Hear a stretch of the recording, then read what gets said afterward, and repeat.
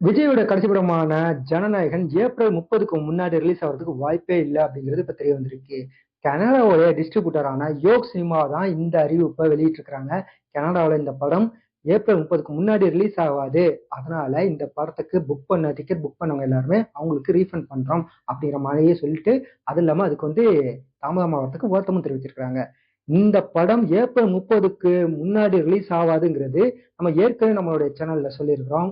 ஏன் அப்படின்னா, இந்த இப்பதான் இவங்க மேல்முறையீடுக்கு போயிருக்கிறாங்க.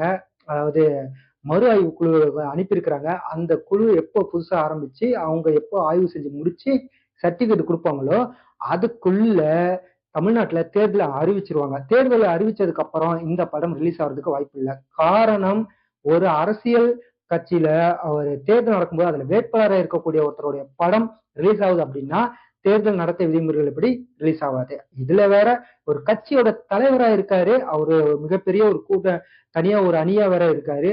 இந்த தமிழ்நாட்டுல இந்த சினிமா மிகப்பெரிய அளவுல தாக்கத்தை ஏற்படுத்தும் அப்படின்னு சொல்லப்படுது. அரசியல் கருத்துக்கள் எக்கச்சக்கமா இருக்கு அப்படிங்கிறதுனால கண்டிப்பா இந்த படத்தை தேர்தல் ஆணையம் ரிலீஸ் பண்ண விட மாட்டாங்க. விதி அப்படி இருக்கு. அவங்க வேற விட்டா கூட விதி அந்த படத்தை ரிலீஸ் பண்ண விடாது. வேற வழியே இல்லை.